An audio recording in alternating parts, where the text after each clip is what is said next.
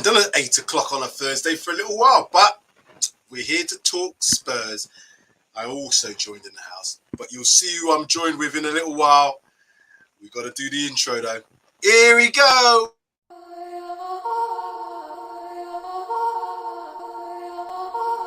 It's just different.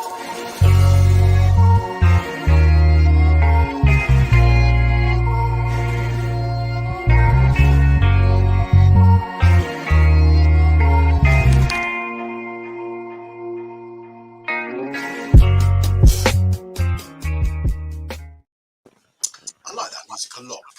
I think my screen might be a little bit blurry. If it is, I apologize. It's just a little bit twitchy, so hopefully we should last. But welcome to Pax and Road TV, PRTvSpurs. I'm Sam Spurs for Life, and this is Talking Points, episode number 106.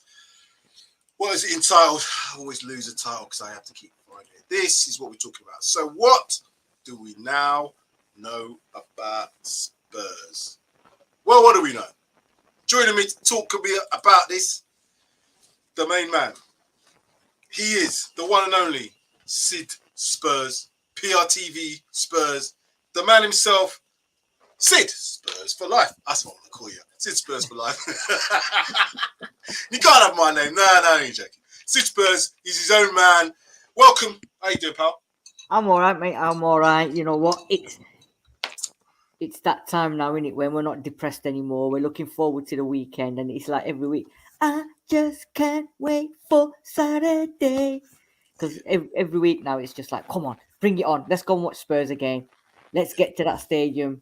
Let's spur Ange Ball and the lot. It's exciting times. Looking forward to it.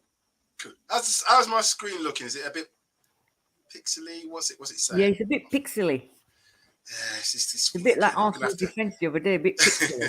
I'm going to have to kick Darius off this Wi-Fi because I've even connected it via network cable and it's still bloody like this. Anyway, I'm going to try to see if I can solve it whilst we get into this show. And apologies again. I said this last time, it was sorted out. The last time I was on. But yeah, we'll get there. Anyway, like I said, it's been a very eventful week. That's why I said, what do we now know about Spurs? What I was trying to do is just get some information from you, myself, the viewers, have a chat. We went to the Emirates on Sunday, as we know. All these Arsenal fans, I had a lot of Arsenal mates telling me, oh, we're going to smash you. We saw what happened with Paul Merson, basically just giving us no chance. A lot of people thought we were going to get turned over. But there's a new Spurs in town. There is a new Spurs in town. And it's clear to see now that we are going to be very competitive. If we can go to the Emirates, yeah, they had a few injuries. So what? I don't give a toss. But if we had the same, they would have not said, oh, you know what, we beat you, but you had a few injuries. It's hard luck. They wouldn't have done that. So I'm not doing none of that. They had their players. They had plenty of players in there. And yeah, we were better than them. And even in that first half, like I said, towards the end, we were the dominant team. And I think it was a very good performance. Sid, how did you find that? I know you did the review show and it was very good. And everybody was happy. We didn't win. And people are quick to say that in the Arsenal ranks. But do you think there's a new Spurs in town now? Oh, you're me, I think. I was listening to that idiot on the Saturday show, Paul Merson, and if there's anything you need to spur you on, that was it. Because man's got no respect for Spurs at all. You could tell, you know. And keep talking. I'm going to sort this Wi-Fi out in about a minute. Yeah. And man had no respect for Spurs, and you know what? He's come back to haunt him, and he's been apologising, eating humble pie and stuff like that. But a lot of people were disrespecting Spurs. A lot of people wrote them off even before the game started. You know, pundits, fans, Arsenal fans were on it constantly. I think there was a lot of our fans as well. Some were optimistic, some weren't. Even Darius was saying that we could end up getting beat. And I think he predicted us to lose. I said it was going to be a draw because it was a London derby. Both teams were going into it unbeaten and it was going to be a massive battle. Like we had 7-8 players that never played the London derby before. So, you know, it was going to be a bit of a testing waters for him. But looking at hindsight now, I think we could have ended up winning that game. Then again, they could have won that game if Jesus scores that goal instead of blazing it over the bar. But the best thing and the most important thing to come out of that game again was we actually went there not scared. We weren't bottlers, pound for pound.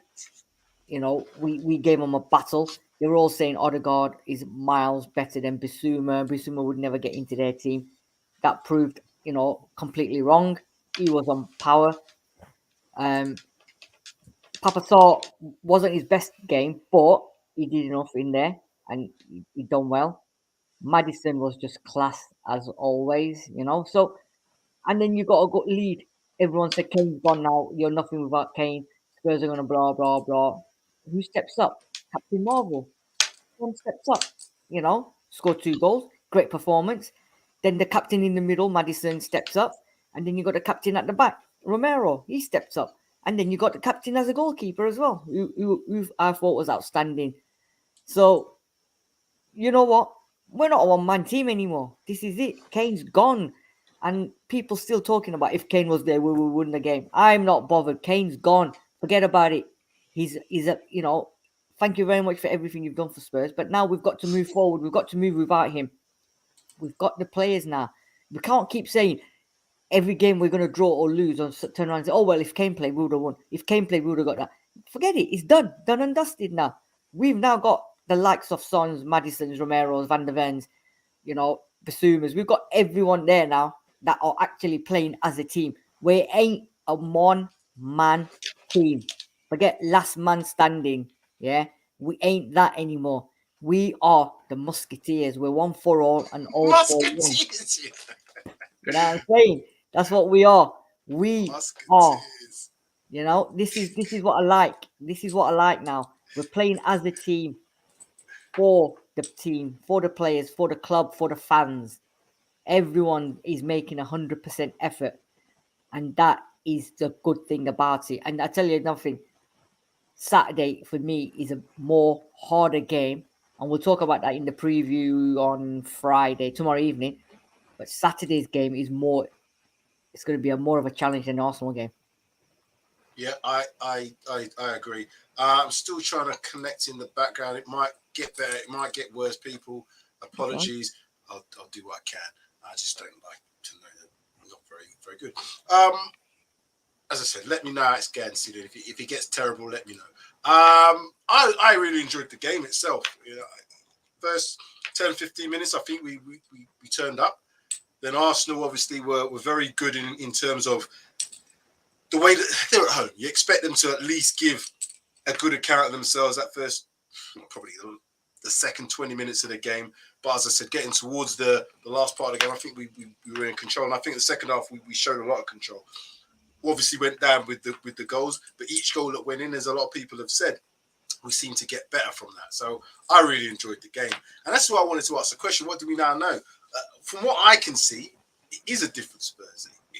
It goes without saying that, I think last season we saw what we did at the Emirates. We got beaten up first half 3-0, ended up 3-1, but yeah, we weren't in the game. And then they obviously did the double over us coming to our place. But this is a different outfit. We've got another big game coming up at the weekend. So the mentality these players have now got has to be maintained. And I think it will. There's a lot of stuff coming out in the Spurs talk about players saying how they love how the training is, how, they're given so much, I guess, freedom to express themselves. And that's really what you want as a footballer. You don't want to be stifled and a manager not believing in you. This guy, Ange, has really... He's taken to the Premier League as if he's been here for a few years. Even on the sideline. Did you see the difference between them two on the sidelines? Do you know what? I was just about to say that. And this is what I've been saying all weekend, to a lot of my Arsenal friends at work and friends that I know. I said, this weekend, you had a clown running up and down on the touchline, right? Flapping away like, flapping away like a bird. And then you had Postecoglou in his suit, arms crossed. You wouldn't think this man was in a North London derby, one of the biggest games, for Spurs. You wouldn't think that, would you? Because he was just so laid back, so casual. no emotions or nothing, yeah. And then you look to your left or your right, yeah, and you see that clown running up and down, and you know what I mean. That, and you're as a player, you're looking at your manager, not flapping, not getting worked up, and you're thinking to yourself, do you know what? I just need to play my game. I've been told go out there and do your thing, and that's what they've got to do. And Postecoglou's told them just go and do your thing. And you know, if you make a bad mistake or whatever, you look to your touchline and you see your manager just stood there calm. Then you're thinking to yourself, do you know what? I'm doing all right. I like that guy. He's not shouting at me. Anyway, whatever happens in the dressing room at half time or full time is different.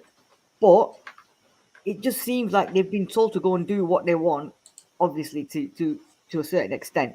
But just play the game, enjoy the game of football, and we're seeing the fruits of it. Yeah, that's it. Enjoyment. You know, we both went to a lot of games last season, and we didn't enjoy it. I can't imagine what it's like for some of them players who have to go out, who had to go out there every week to basically kind of play defensive counter-attacking football that wasn't very defensive. That was the problem. I couldn't understand. We were terrible in defence. We had, 60 odd goals conceded? Or not quite that. I'm not quite sure, but it wasn't very far off. It was 60 odd. Oh, my God. That's even worse now when I think about it. Because I think we scored 67 or something like that. So it wasn't too far from being a goal scored and a goal conceded in each game. Or 2 goals, whatever that would work out to be. But what I'm now seeing is, although we're giving up chances, and it's not so much that we can't give up chances. Of course, you're going to give up opportunities. But what I think the biggest thing for me is the fact that we've seen that going 1-0 down, even going 2-1 down, players are responding. The players, it's not like heads down. It's like, well, we're still going to play our game. We're going to play our game. And it's been refreshing to hear Ange come out. And some of the players, Mickey van der Ven said it, he wants the players to kind of do it the same. If they make a mistake, do it again. Make a mistake, do it again. And he's going to keep them playing until they get comfortable. And that's how you got to progress them, because we've got technically good players. And this is what I don't understand about Conte last year. What do you think he was doing in training with some of these guys, Sid? He was just probably just sat there watching them and saying, yeah, I'm number one. It's me. I'm the gaffer. I win trophies. I've got lots of trophies. Yes, you look at me. I don't know what he was doing, to be fair, but we scored 70 goals and conceded 63 last season. I mean, it was +7. You know what I mean? So it was just chalk and cheese, isn't it? It's just like, it was like they were in a prison camp last year, and now they've been released. And, you know, they've been told no tag or nothing. They've just been released to go and play. There you go. Off you go, lads. Go and play your football. Whereas last season, it was like they were all under shackles, all on tags, all under the spotlight. And they were all like, we can't play. They were playing with their hands tied back. You know, they couldn't say anything. He was the one, and, you know, he was probably going into the dressing room and going, I am the one and only, kind of rubbish. And now, boom, you know. And the most important thing for me is the fact that we've got rid of that 7 debutants in the North London derby, man. Come on, 7. That's uncalled. It's unheard of, isn't it, for Spurs? Absolutely. And when that team selection came out, I know we did the review, we did the preview as well, but when that team selection actually came out, I was okay with it. I was kind of a little bit, should Brennan Johnson be starting in North London derby? But then I thought about it. There were so many debutants in that game anyway. It really didn't matter. So it was kind of like, oh yeah, let's get the best attacking team.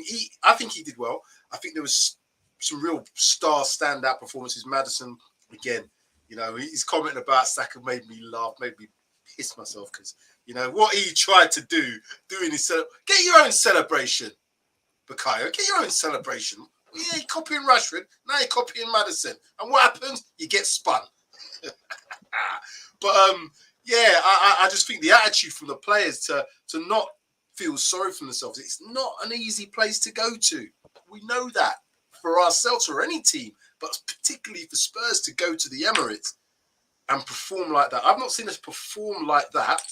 Yeah, we've got draws and Yeah, the 2000 and whatever it was when we last won there was probably a decent performance. But I don't remember dominating Arsenal like how we did, and we did dominate. So is this a way now that you think we're going to be able to play against the likes of Liverpool, likes of City? We've obviously seen what we've done against Manchester United. There's some interesting games coming up with likes of Brighton who like to keep possession.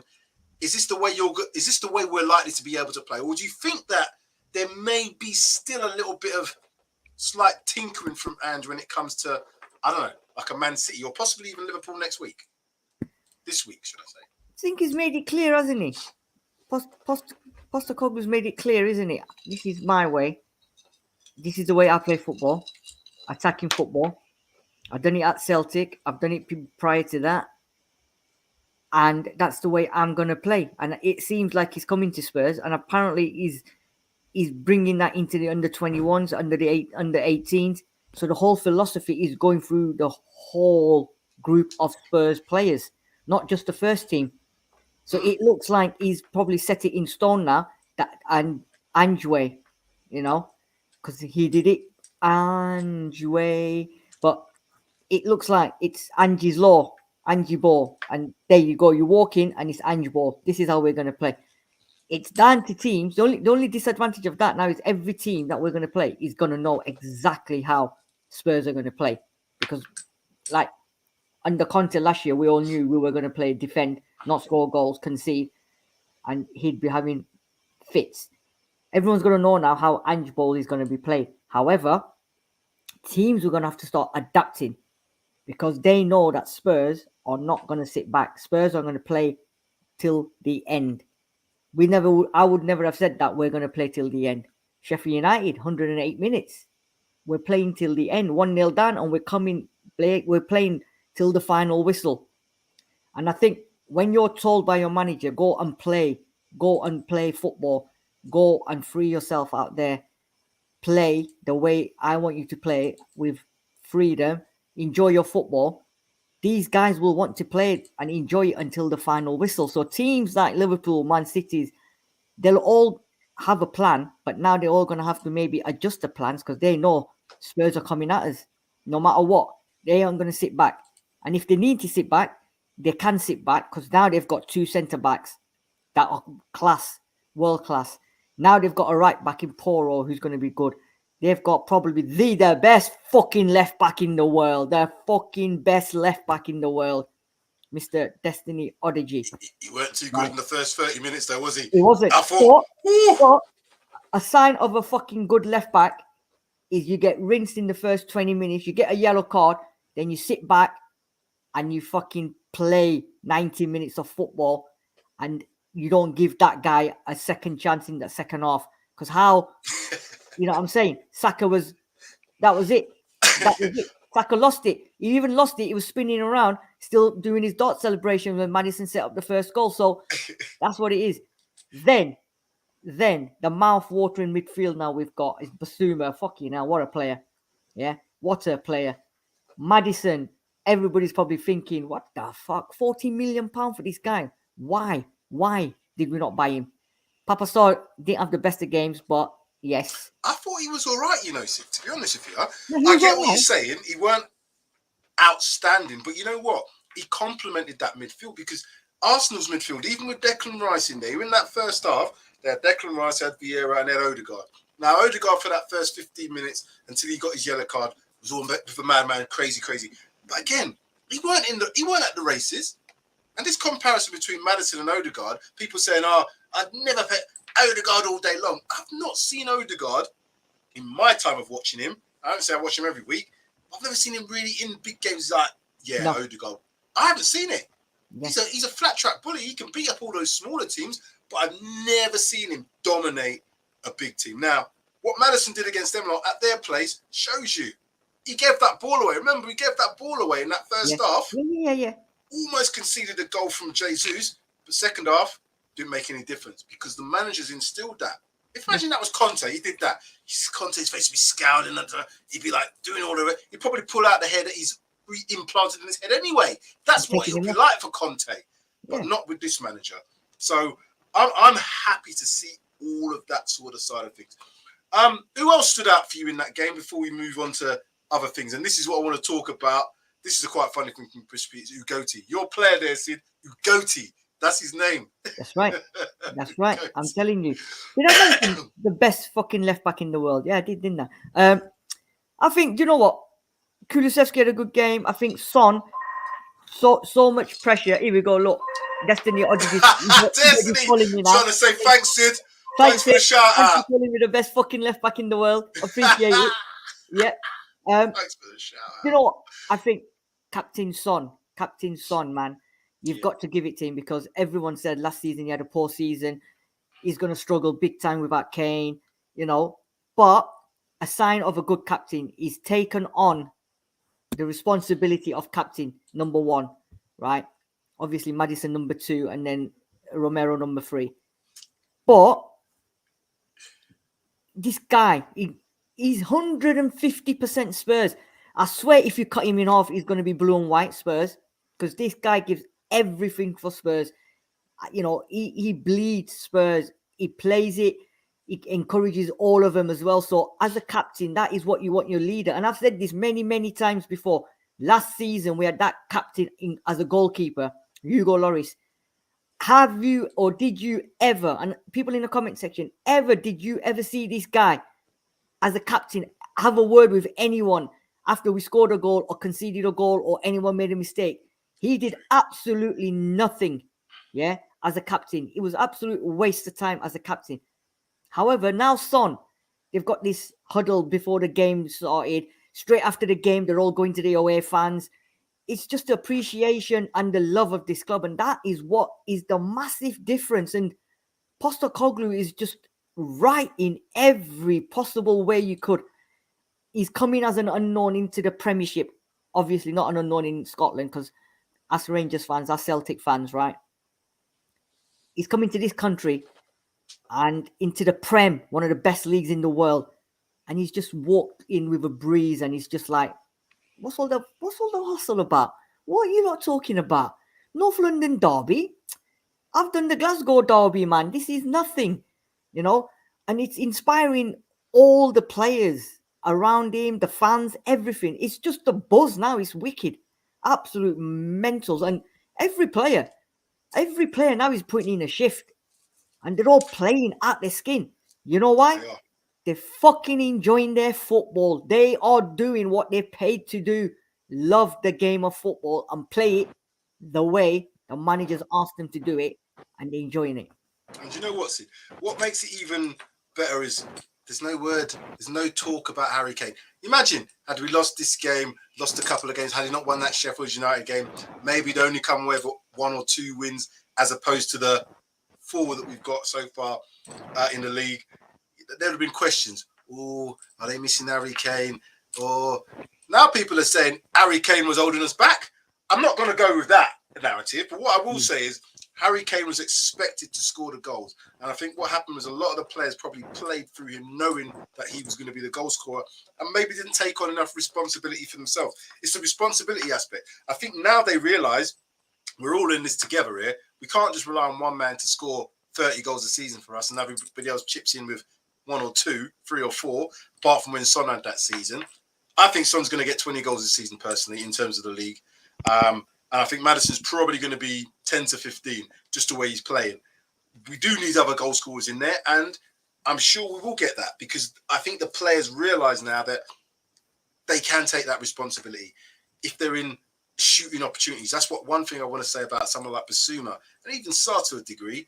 Let's have you shooting from distance. Let's have you shooting from the edge of the box. Don't always give it up. I know they want to look for them cute, clever passes, but there's an opportunity to sometimes strike, and that can be easily worked on in training. VAR. What did you think about VAR? Listen, so the Romero one, I know David's in the comment section and he's definitely saying it was never ever a penalty. It was ball to hand, wherever. Do you know what? It's one of them. The first and most important thing is Maddison gets fouled. They've not even looked at that at VAR, right? At all. That should have been the first thing they should have picked up. Because normally when they look at the handball, they also look at if anything else is there that they can pinpoint. Maddison foul was the most important thing for me. Secondly, it was very harsh. right? Because what he's done, he's gone down on his knees and his hands come up. Yes, the ball's hit him. It's a penalty. It's very harsh, but it is one of them. You know, if it would have gone the other way, we would have said all day long it's a penalty. But I think if that would have been given either way, it is a bit harsh. But the rules, the stupid rules that they've made, are the rules, and it's a penalty.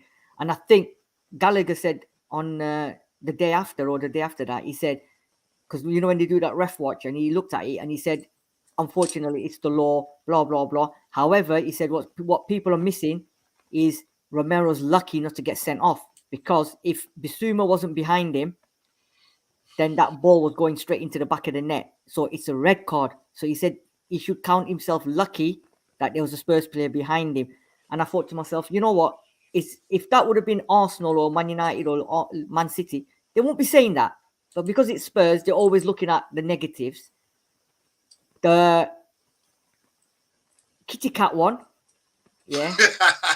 He should have been sent off. That should have been sent off, right? That, again, should have been sent off. But again, if you look into the law and all that, his foot, his studs wasn't showing. However, if they carry on watching that, it's the way both his thighs have got his leg. And good job, Vicario lifted his leg. Because if he doesn't lift his leg, that is broke. Simple. You know what? I thought his studs were showing. I might have to watch it. I haven't watched the game back again. I'm going to try and watch this before the game on Saturday again, because I'd like to see how they play. Because when you're in the emotion of it, you know yourself, it's difficult to kind of be, you know, objective and see what's going on, and you know, you just caught up in the emotion. So I need to watch it again. But I thought that was a dangerous tackle, because it looked like he was sliding. It looked like he was going to go for that, you know, shin part. And like he said, had his foot been planted, had it not moved, it was a real dangerous challenge. But yeah, yellow card. Okay. The thing with the handball that irritates me about this VAR thing is nobody knows. Yeah. I don't have a clue if it's ball to hand, hand to ball, like what Chris is saying here. Because at the end of the day, even if it was going in,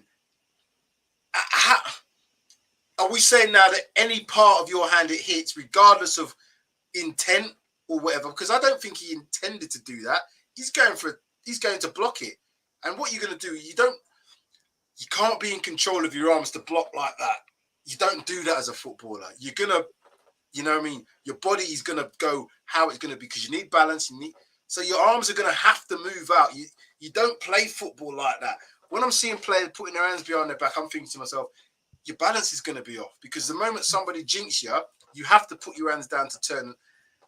So they're going to have to kind of come out. Somebody's going to have to come out and say, right, okay, it's ball to hand. It doesn't matter.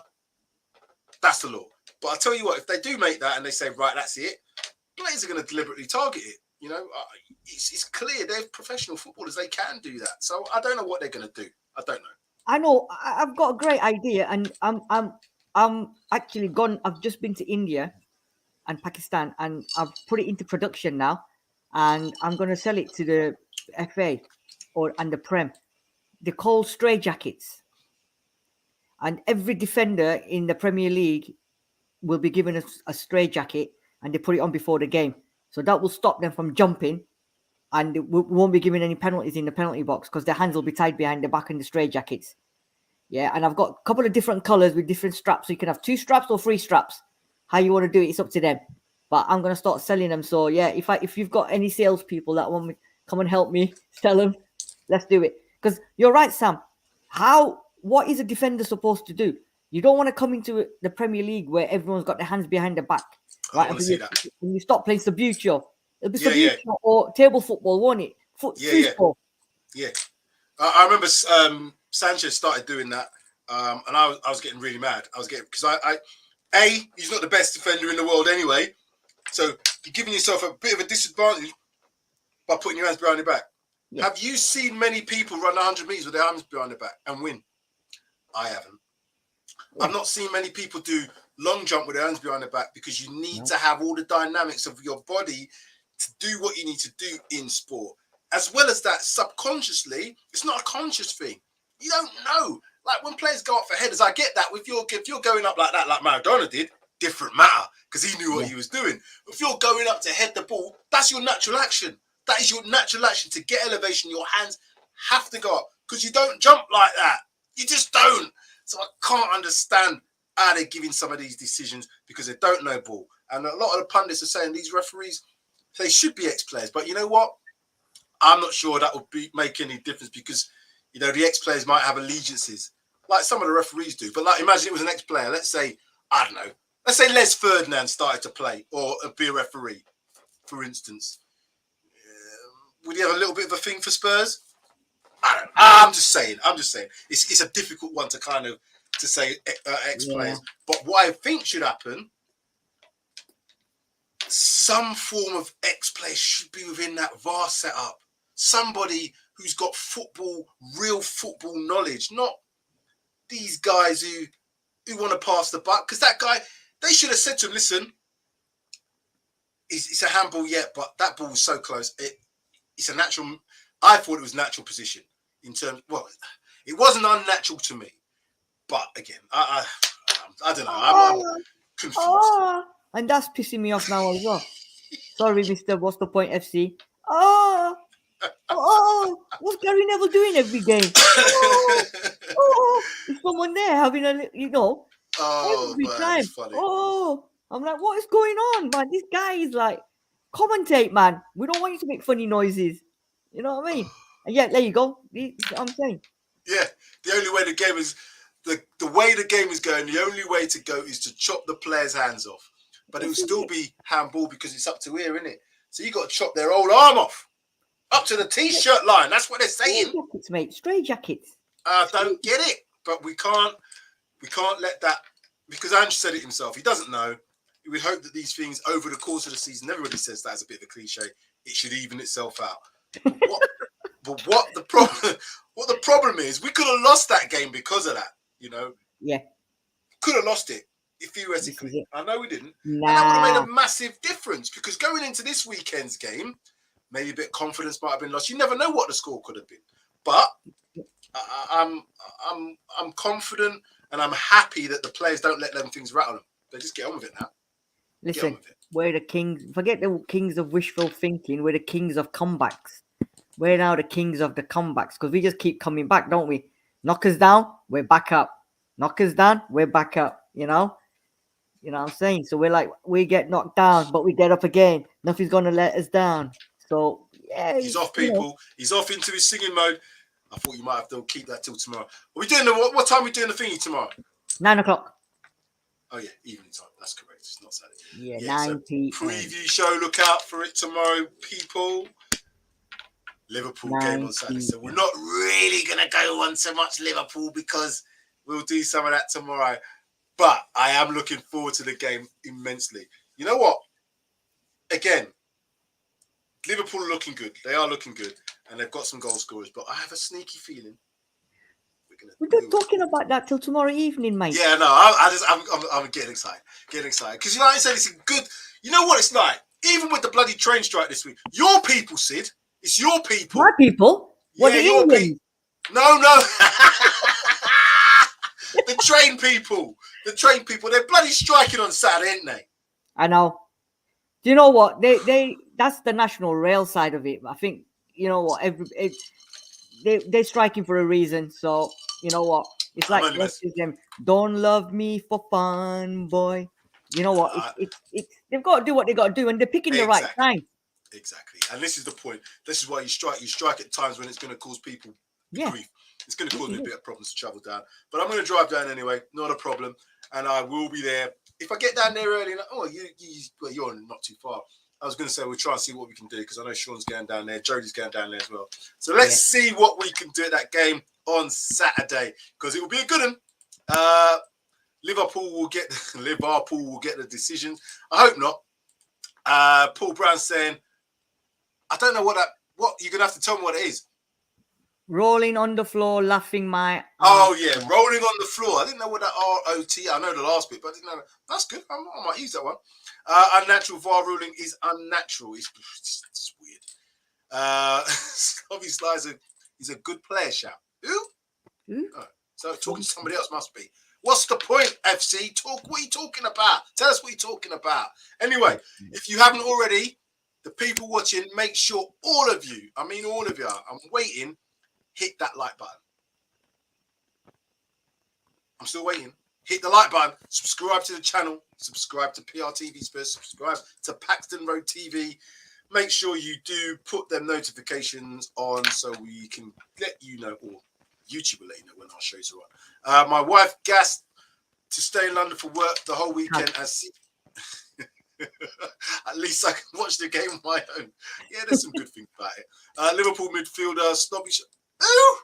That was his name, Sablotzley. Oh, Sloppy Sly. Bosley. Wait, what's the point, FC? You're funny. I like that. You got jokes on you. I like that. I'm not gonna lie. He's a fucking sorry. I'm gonna have to put a pound in there. You're gonna put some money in now. He's a good player, man. You see his goal he scored yesterday as well. So Bosley is a good player. Yes, he's a good player. I ain't seen his goal. But we will discuss all that on the preview show tomorrow. Yeah, we will. Going forwards then. Yep. Let's have a little bit of a remember last year what I said? Remember last year what I said at the beginning of the season? I'll remind people of what I said last year. I was very, very gung-ho. I was very forward. Are you gonna mention what you said? Is it what you said at the beginning of the season? I'm gonna temper that. I'm gonna temper it slightly. I'm just gonna tell people he was on what Paul Merson's on every Saturday before he goes on Soccer Saturday and predicts shit. That was what Sam was on when he said what he's about to tell you now. I was on juice that time. Yeah, beginning of the season, football was kicked. I said, because of the finish that we had, because of how Conte galvanised everybody, I went on a load of stream and said, we're going to win the league or the Champions League. That did obviously come back to bite me big time.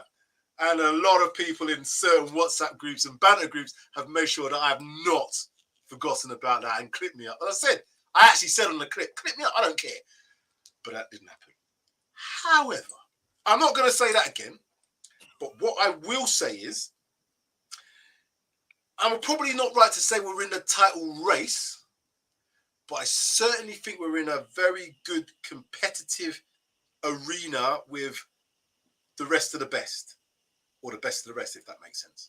And I'm including Arsenal in that, because what I've seen of them this season, they're tweaking certain things with, Koeman deciding that he wants to be a mini Pep, but you're not Pep.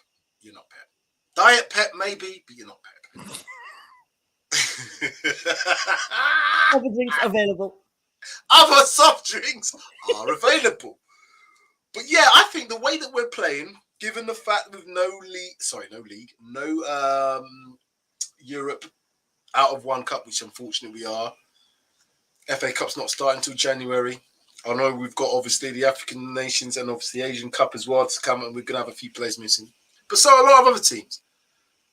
So do you think, Sid, if we can get to, let's say, January, in and around the top 2, 3, 4, within, I don't know, X amount of points of City, let's say not double figures, are we in a bit of a title race, or are we just in competition for the best of the rest? Best of the rest. I don't think we're in a title race because there's a lot of players still adapting. We've got a new manager as well. Players are adapting. However, never say never. Remember Leicester than that. When you're in that, when you got that run and when you got the fluency and you're on a roll, as Adele would say, on a roll, rolling in the deep. You never know, because don't forget, if you think this midfield's good at the moment, we've got a certain Rodrigo Bentancur to come back in a month or so. And then you imagine Bissouma, Bentancur on Maddison. Oh, as Gary Neville would say. But, right? And then, if we're in the position we are, January, transfer window comes along. Yeah. I'm sure Postecoglou's got some tricks up his sleeves of bringing in, if he needs to bring in 1 or 2 players. And if we do that... Let me just add to this before you go on, because I know you're going to talk about... But what about the youngsters? The under 21, 7 games out of 7 wins. Yeah. Players are are beginning to train. A few more of them are training, which makes me think like Dane Scarlett went out on loan, but there's a few in the youngsters now that may get an opportunity. So it's a bit sad for the ones that went out on loan because people like Dane Scarlett maybe, but this Felice apparently, what's he saying here?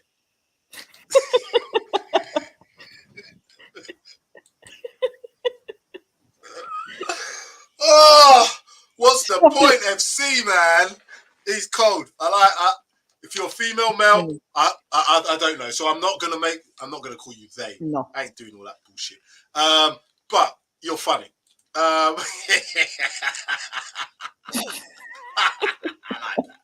like that. But no, what I was saying about the youngsters, under 21s. Yeah. We've got a few players, obviously, in the team in starting 11 that are under 21. Udoji being one of them. Saar being another one of them. You know, Porro's 22, 23. Van der Ven, 22. Where else have we got youngsters? Brennan Johnson, what's he, 22, 23? 22, yeah. And there's talk about a few of them in the 21s that are pulling up trees, as they say. I think, you know, we might get to that January window and maybe don't do as much business as we think. Where do you think we would if we were going to do anyway? What do you think is going to be the case? Do you know what? These youngsters you're talking about, yes, likes of Phillips and Donnelly and all them guys, yes. But if you're in the running for the top 4 onwards from January, I think it's a bit of a hard push to bring Phillips in if one of our 2 centre-backs gets injured. It's a lot of responsibilities on a 21-year-old. But then again, he's come with a high acclaim from Blackburn Rovers, so he could come slot straight in. However, I still think if we was to go into the window in January, I think a centre-back, if there's going to be any available, which at that time, I don't think so. But then does Ange go for somebody experienced just to bolster the defence, you know, if we're up that way, which I think we'll be in the top 4 around that time still. In terms of midfielders, I don't think so. But then we're going to be losing Bissouma and Saar for the African nations and that. But we've got MisterK coming back. Højbjerg will still be around. So I think, you know what? I agree with you. I think where would we want to go? Obviously, striker you're looking at. But then, you know, if Son's doing the business, Richarlison comes in. We've got Felice as well now. And I'm sure at some point now he's gonna get some game time. So I think, if anything, I think centre-back probably is the main priority for me.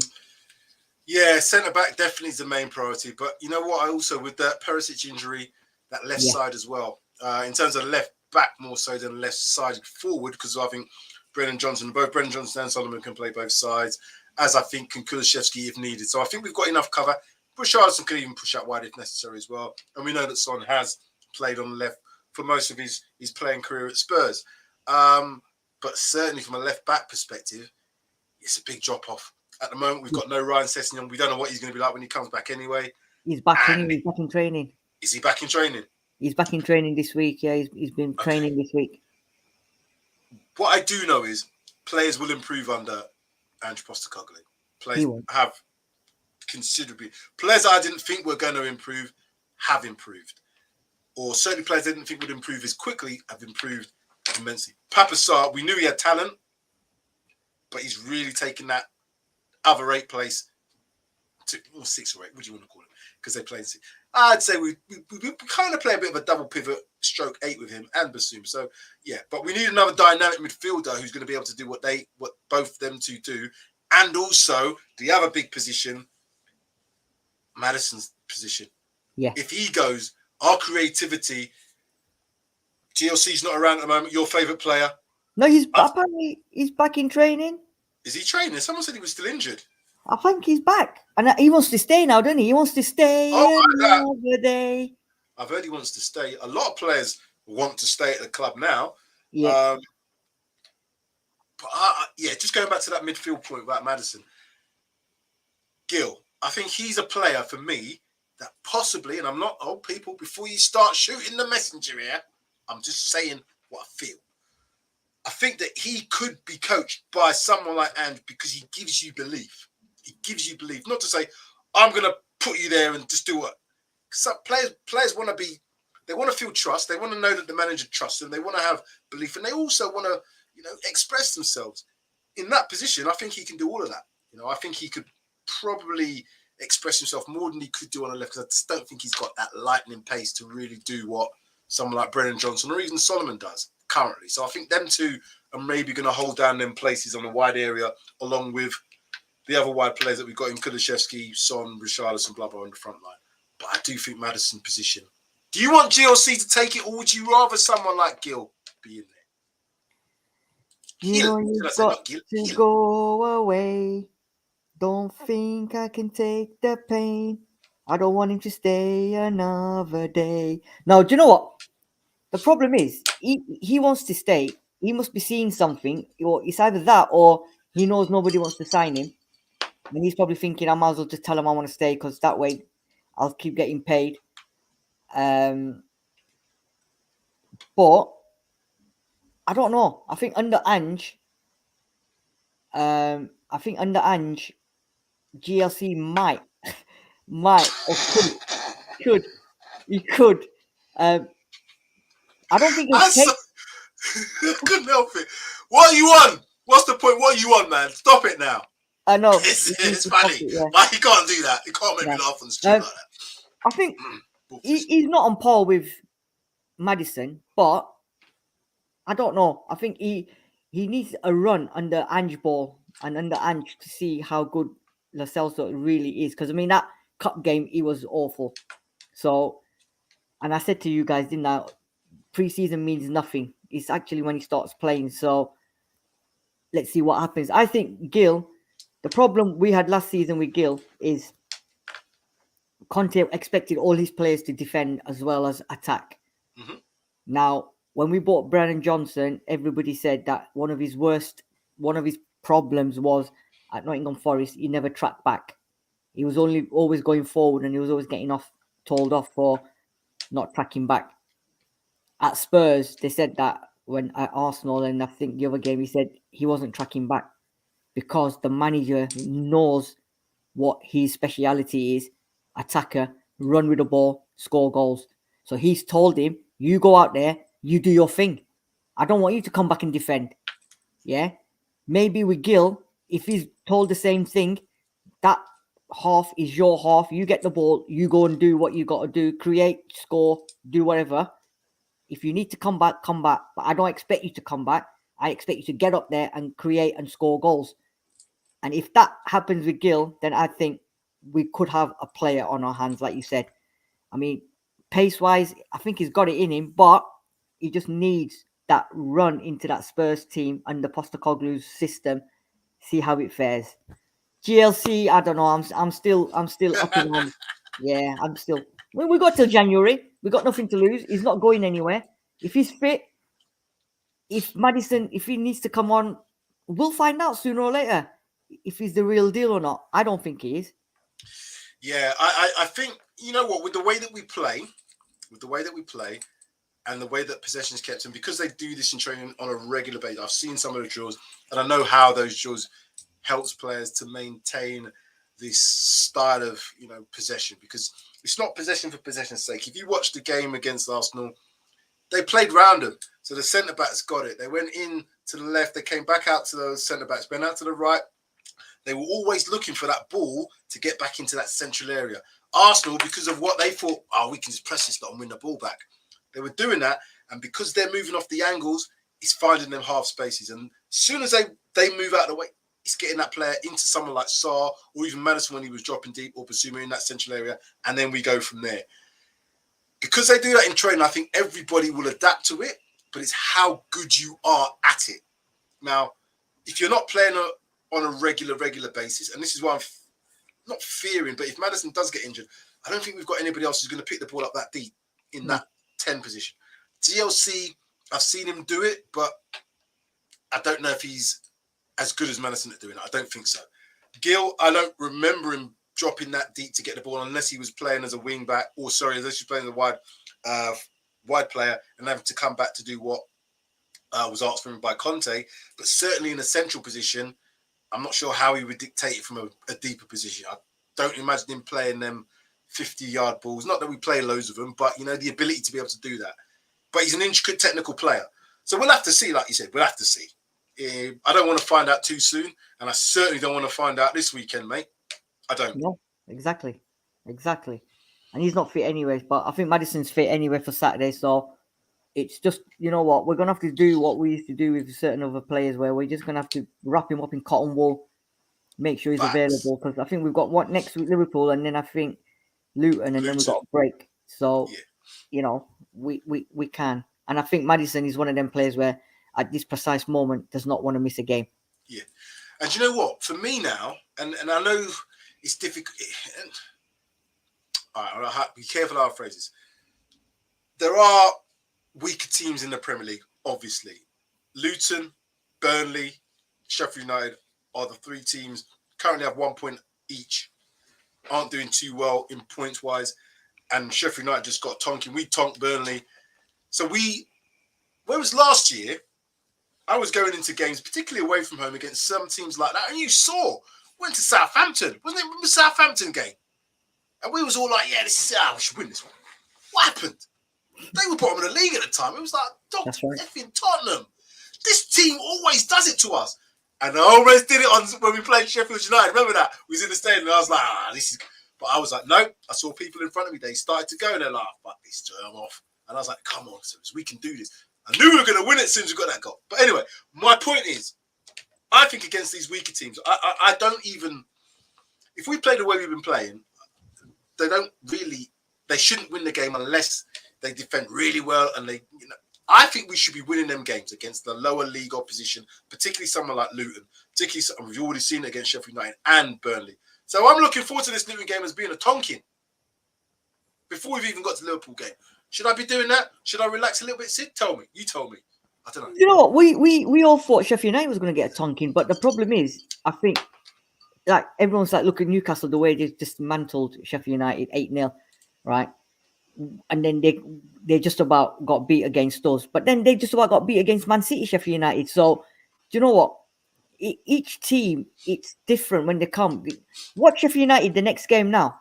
There'll be a different Sheffield United. So, it just, you know, it just depends on the team that they're playing and the mindset and how they set up.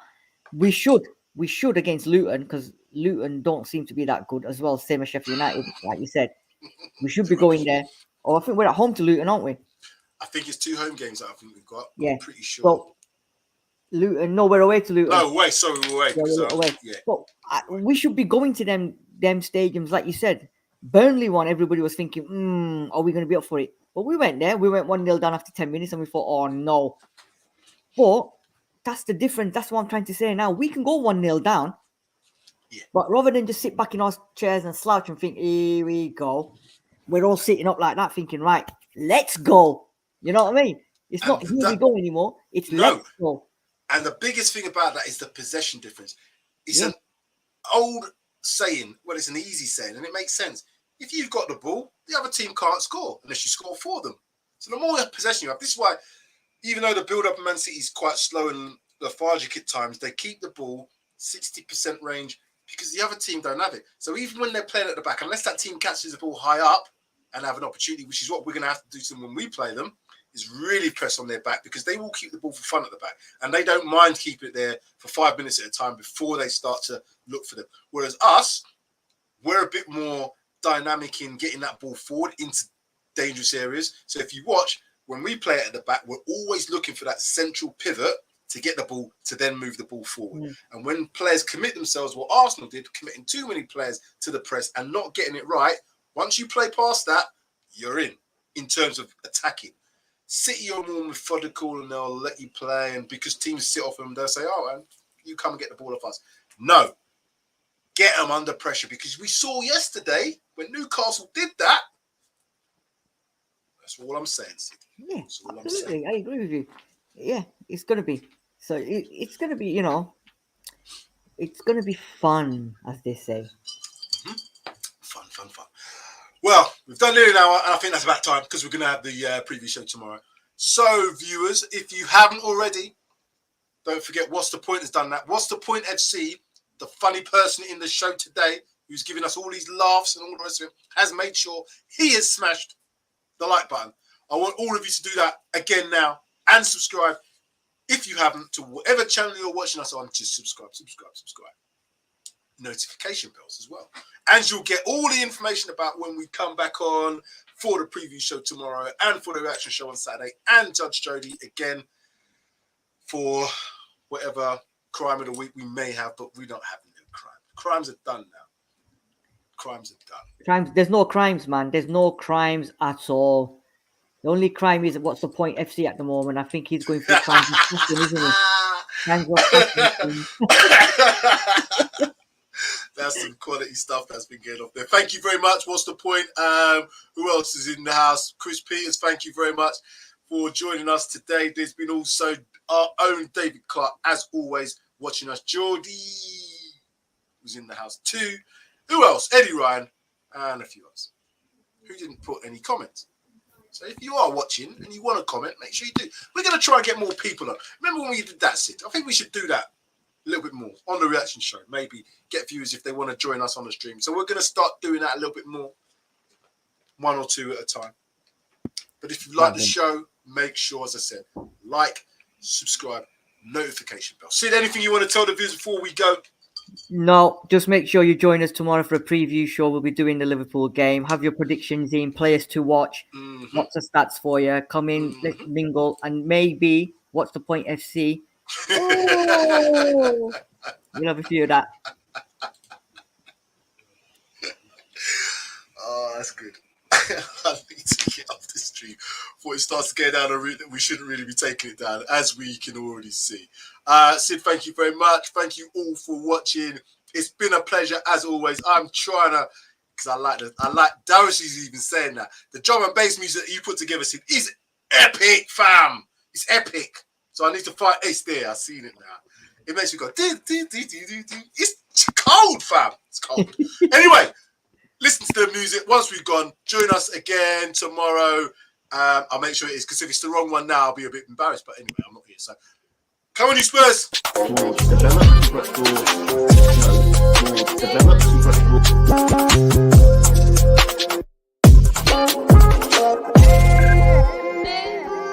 Develop